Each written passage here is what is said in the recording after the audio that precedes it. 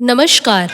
आप सभी का एक बार फिर से स्वागत है। आइए सुनते हैं पुरुषोत्तम मास महात्म का अध्याय 23। दृढ़धनवा राजा बोला, हे मुनियों में श्रेष्ठ, हे दीनों पर दया करने वाले, श्री पुरुषोत्तम मास में दीपदान का क्या फल है, सो कृपा कर कर मुझसे कहिए। श्री नारायण बोले, इस प्रकार राजा दृढ़धनवा के पूछने पर अत्यंत प्रसन्न मुनियों में श्रेष्ठ वाल्मीकि मुनि ने हंसते हुए विनीत अत्यंत नम्र राजा दृढ़धनवा से कहा। वाल्मीकि मुनि बोले, हे राजाओं में सिंह सदृश पराक्रम वाले, पापों का नाश करने वाली कथा को सुनिए, जिसके सुनने से 5 प्रकार के महान पाप नाश को प्राप्त होते हैं। सौभाग्य नगर में चित्रबाहु नाम से प्रसिद्ध बड़ा बुद्धिमान अत्यंत बलवान राजा रहा करता था।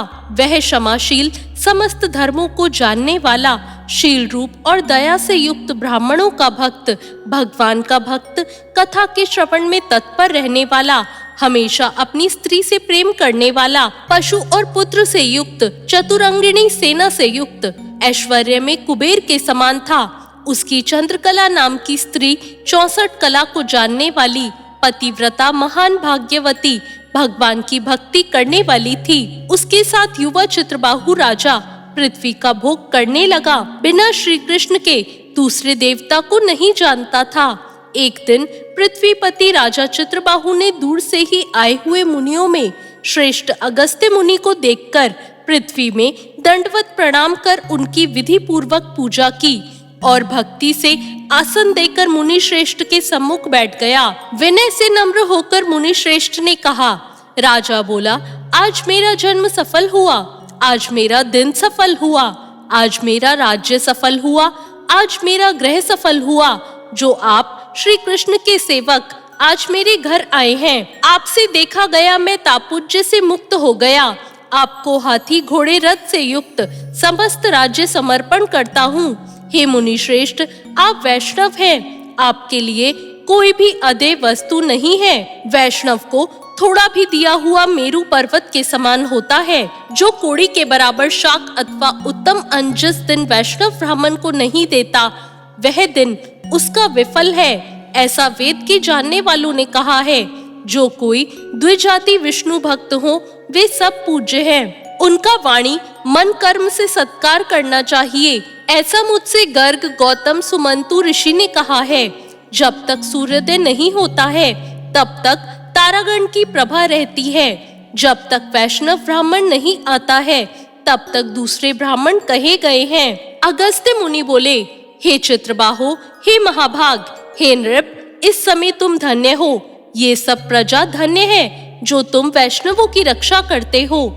जो राजा वैष्णव का नहीं हो, उसके राज्य में वास नहीं करना। शून्य वन में वास करना अच्छा है, परंतु अवैष्णव के राज्य में रहना अच्छा नहीं है। जिस प्रकार नेत्रहीन शरीर, पतिहीन स्त्री, बिना पड़ा हुआ ब्राह्मण नित्य है, वैसे ही वैष्णव रहित देश नित्य है। जैसे दांत के बिना हाथी, पंख के बिना पक्षी, दशमी विद्या द्वादशी कही गई है, वैसे ही वैष्णव रहित देश है। जैसे कुशा सहित संध्या, तिलहीन तर्पण वृत्ति के लिए देवता की सेवा है, वैसे ही वैष्णव रहित देश कहा गया है। जैसे केशों को धारण करने वाली विधवा स्त्री, स्नान रहित व्रत, ब्राह्मणी में गमन करने वाला शूद्र है, वैसे ही बिना वैष्णव का राष्ट्र नित्य है। जो श्री कृष्ण के चरणों को आश्रय करने वाला है, सत्पुरुषों से राजा कहा गया है, उसका राष्ट्र हमेशा वृद्धि को प्राप्त होता है और उसकी प्रजा सुखी होती है। हे राजन, जो मैंने तुमको देखा, इसलिए मेरी दृष्टि सफल हुई। भगवत भक्त आपके साथ बात करने से आज मेरी वाणी सफल हुई। हे राजन, मेरी आज्ञा से यह राज्य तुमको करना चाहिए। मैंने इस राज्य में तुमको प्रतिष्ठित किया। तुम्हारा कल्याण हो, मैं जाऊंगा। श्री नारायण बोले।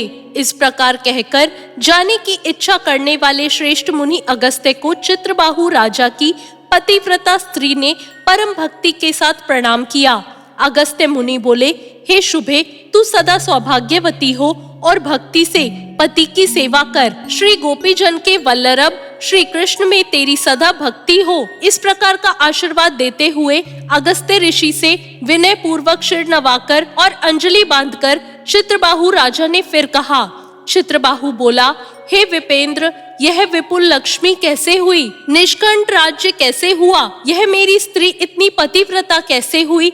और मैंने कौन सा पुण्य किया था? हे विपेंद्र, यह मेरे लिए आप कहिए।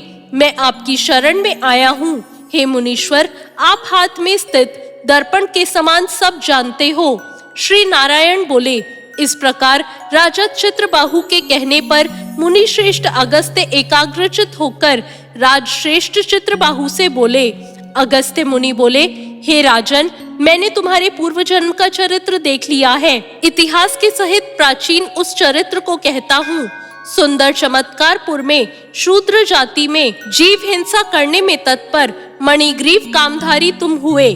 सो तुम नास्तिक, दुष्ट चरित्र वाले, दूसरे की स्त्री का हरण करने वाले, कृतघ्न, दुर्विनीत, शिष्टाचार से रहित, और तुम्हारी यह जो स्त्री है, यह पूर्व जन्म में भी स्त्री थी। यह कर्म और मन और वचन से पति सेवा में परायण थी। पतिव्रता, महाभागा, धर्म में प्रेम करने वाली, मनस्वनी, इसने कभी भी तुम्हारे विषय में दुष्ट भाव नहीं किया। पाप कर्म को करने वाले तुम्हारा जाति और बांधवों ने त्याग कर दिया और क्रुद्ध होकर राजा ने सब उत्तम धन ले लिया। फिर उस समय बचा हुआ जो कुछ भी शेष धन था, उसको जाति वालों ने भी ले लिया। तब उस समय धन के चले जाने से तुमको धन की भारी इच्छा हुई, परंतु धन के नाश होने पर भी मन मलिन होकर इस पतिव्रता ने तुम्हारा त्याग नहीं किया। इस प्रकार सब लोगों से तिरस्कृत होने पर तुम निर्जन वन को गए।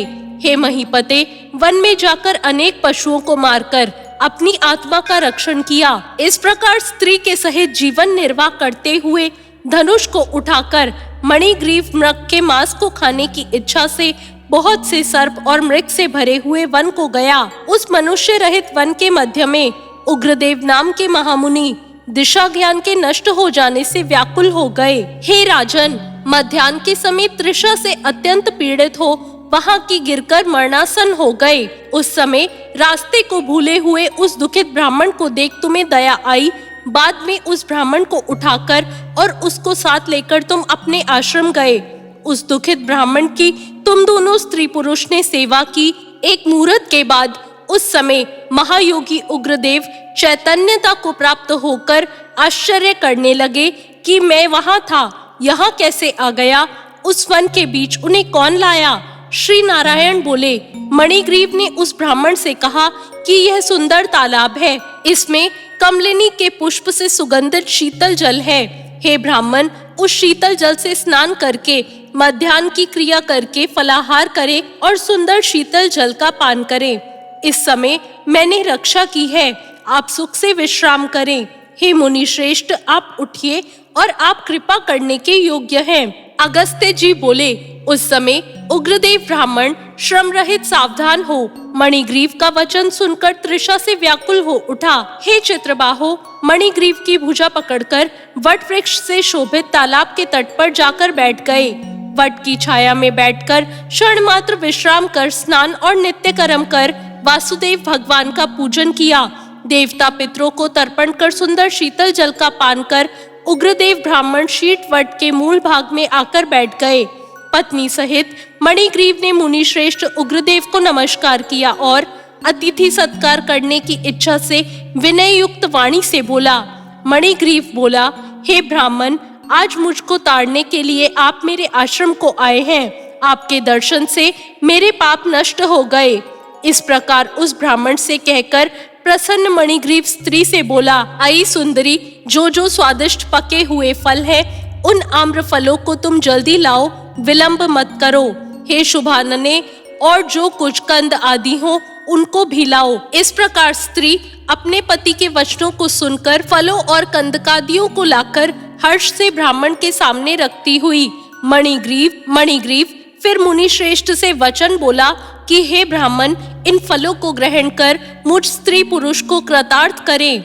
उग्रदेव ब्राह्मण बोला, मैं तुमको नहीं जानता, तुम कौन हो सो मेरे से कहो। विद्वान ब्राह्मण को चाहिए कि अपरिचित का भोजन नहीं करे।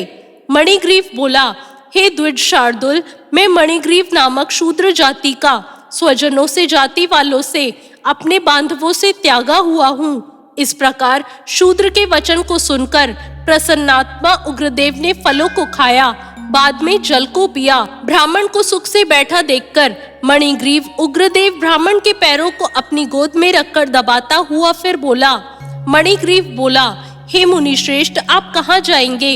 इस निर्जन जल रहित हिंसक जंतुओं से भरे दुष्ट वन में आप कहाँ से आए हैं? उग्रदेव बोले, हे महाभाग, मैं ब्राह्मण हूँ, प्रयाग जाना चाहता हूँ। इस समय रास्ता न जानने के कारण भयंकर वन में आ गया हूँ। उस जगह थकावट और प्यास के कारण क्षण भर में ही मरणासन हो गया था। बाद में तुमने मेरे को प्राण दिए। हे मणिग्रीव, बोलो मैं तुमको क्या दूं? हे मणिग्रीव, तुम दोनों स्त्री पुरुष ने किस दुख के कारण वन में आश्रय लिया, उस दुख को मुझसे कहो और मैं उस दुख को दूर करूंगा। अगस्त्य मुनि बोले। इस प्रकार उग्रदेव ब्राह्मण के वचन को सुनकर अपनी स्त्री के सामने उस मुनि उग्रदेव की प्रार्थना कर दरिद्रता समुद्र को पार करने की इच्छा वाले मणिग्रीव ने अपने कर्म के भयंकर फल रूप वृतांत को कहा। इति श्री ब्रह्मनारदीय पुराणे पुरुषोत्तम मास महात्म्ये श्री नारायण नारद संवादे दृढ़धवनोपाख्याने त्रयोविंशयो अध्याय समाप्त। तो ये था 23वां अध्याय। आपको ये अध्याय कैसा लगा कमेंट करके जरूर बताएं। चैनल को सब्सक्राइब करें, वीडियो को लाइक करें। धन्यवाद।